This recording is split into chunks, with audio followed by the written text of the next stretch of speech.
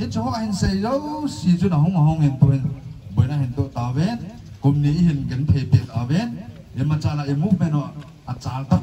tôi hiện stagnant tuy cái gì bằng cái gì tao về này cái đó hiện lẽ separate administration hiện bắt đầu hồ lôi nó hit chuyện nào anh hiện kiến cần lít gì hi thì khốt na cái chơi bồi hiện nhưng mà cha bị cái bồi này cái gì cũng có sẽ ham này hiện riêng điều hiện tiền cái chú ấy hồ hiện mi bị thế cái bản tàu thế tu lại tak ni mà sang apa na ha kena game ipiham dia popular government na kum ni gan the hin thu zo wa zong a representative ho he main he hu pi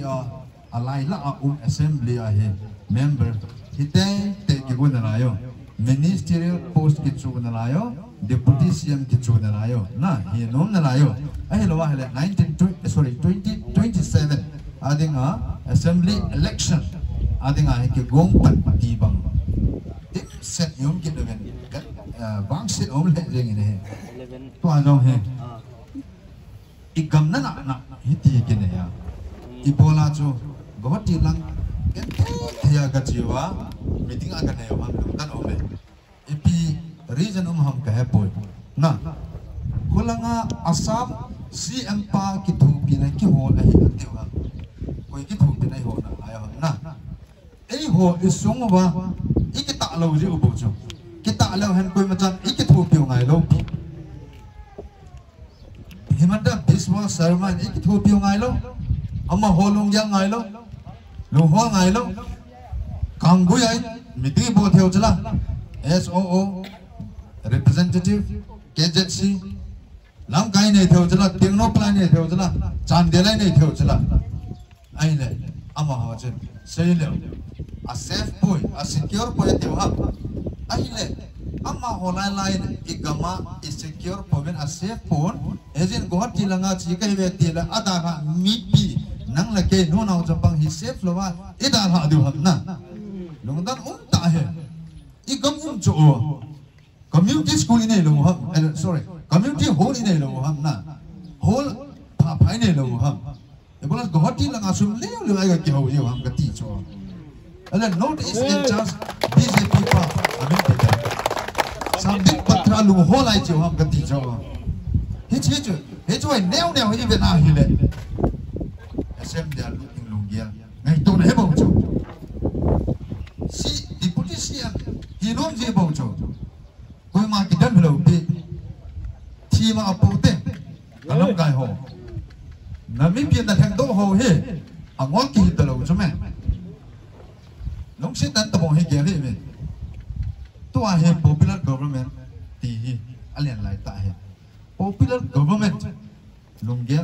ani lai ta wa hi people's movement ni ki putu he na popular akiti ting lai popular government amma ho sum ka government representative thu se na he a he people's movement people ti de public nang le ke alian ho na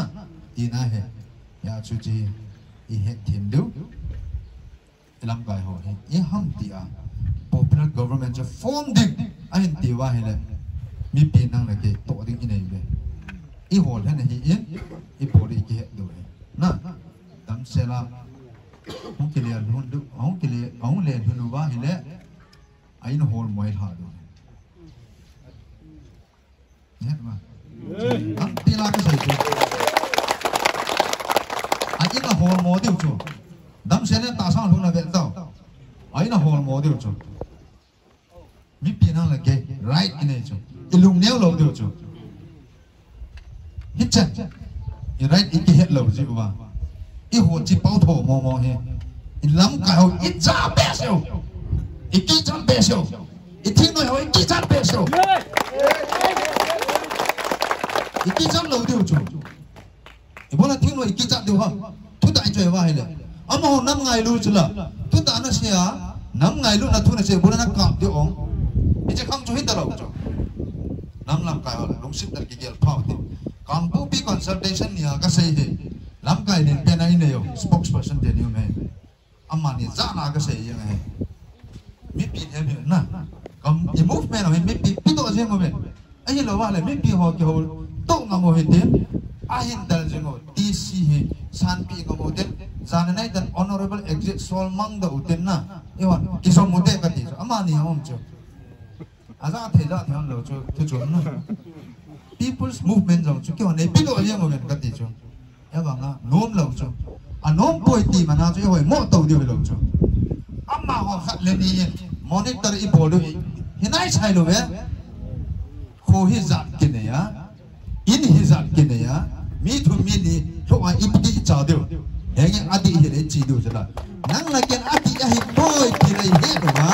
ibola idin to nam lo bo ibola people's movement phat a hi boy iti ti na la yo ha people's movement hi risk la ke bol he ade lo nam ka lien ta om he a phat a hi boy ti om he a hen hi cho ho yong cho nam pi ngai lu a hi met ibola cho a phat a hi boy ti ha ke ka lum dong he kum ni hu ki hung ta ai gan the na a phat a hi boy ki ti na lai cho ka lum dong he tu en mi pen isan the lo ham san mo cho common platform tin KZC in a way ama ho hen cessation of hostilities assign hello je event alo le assign lo je event centering SOO the extension a bit upon he na apilo parliament to SOO the he cessation of hostilities to interpretation and bol ta cho ipiti interpret and bol ba him kha andel cho peace ipiti that define them ditene answer tam tala akha je peham it is cessation of hostilities di thai chana hostilities lo jo peace chula peace ta sign na bol ta hi le warring communities te ni ki ka chun chamna tai hi chu hi government state hian la center la a hol chu hi chu ta hi le i to wi thi min tin mang di da chu na ya chu hi chi hi hong ki che mu ba custom ngai lu te i je ba he customary interpretation na him kham an tiu cho him kham ti le nang la ke long so lu thau cho cessation of hostilities ti le piam yang ho ki sa lo cho na he ma him kham ti le somehow i ge lo cho na ge ta him kham hi nai sai lo cho koi ma cha government to him kham ke bo lo pi cho koi ma cha zak dang to him kham ke bo lo pi cho nang la ke na teng la bo chun him kham i bo ji bo chu ya je government of India to e ho ham him kham i ke bo na di lo state to him kham ke bo na di lo chu ya chu is cessation of hostilities ki ti thu chang he a hin interpret wa lam kai ho he su moi dim a hin sign ke mole SO extension movement din stipend movement din apo ke no dim ta ta hi chi he no ngai chu stipend mo lo phat wa chu chu se ngam ngai chu kem khatom chu in chak ngai lo pi chu nam ngai lo hiu cha moi bo lai mo bo diu mo tha diu i the ro ta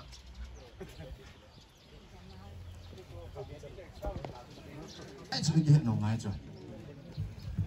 a ki tu lo i ho che pao tho hiu cha right ke lo hiu chu chu la ngai so pi dio pa cha na ma mo chu a lo a to lo le a thing no ino a ha nga mo chu a representative in ha nga mo chu chu ko chu me pi ha na e ho te he e ki ja be se o vin den e ja be se o ka se chu e so lam gai den ni bo ma po ta we na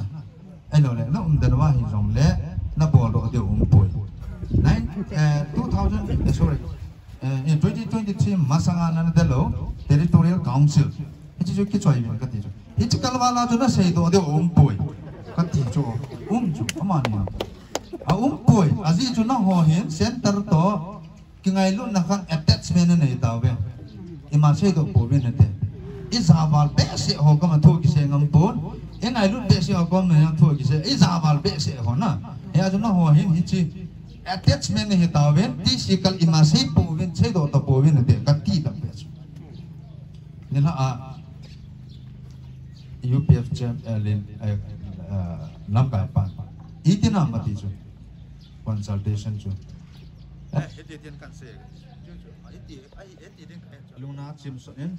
anh em hãy dòng ý đồng kết luận là lúc nào chim nằm tiền âm màn nhiều nà lại hè chứ rồi ý đồ chứ nè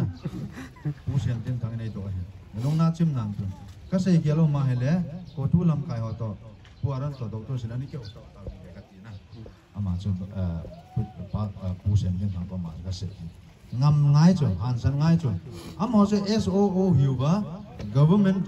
thu hiểu bên tiền government mi chứ mi thang ngay lâu bi cho ý kỹ cha gì hoa bầu chú mẹ right rồi cái tiếng là kinh ngầm hết chú knowledge này tiếng là kinh ngầm hết chú ya cho knowledge chú cái hết không là piu với nghe gì anh này họ ulen nên hiện ulal boy hiện cái câu mà cho là đang nghe hiện sẽ đi là lại chú cái đó bằng awareness in nhiều điều ai hàn san điều chú ya chú people's movement anh ai tai cái gì và chú có không một biết cái thiên man bia rằng bùng cô là ngã cả bộ là bên hiện mi màจะทำผลงานจนเกษตรตันแต่ประกาศการช่วยเว้น people's movement ฮี is support ว่าลุงเที่ยงตา is support ว่าให้เลยอีเมลอีคอมเมนต์ what's number อีเห็นปีดู electoral number ตัวอาधार कार्ड की कोई चीज optional है ना ये चीजอีเห็น field ดูहै तो ना field ना है बहुत दिन अब बार चीज होते ना next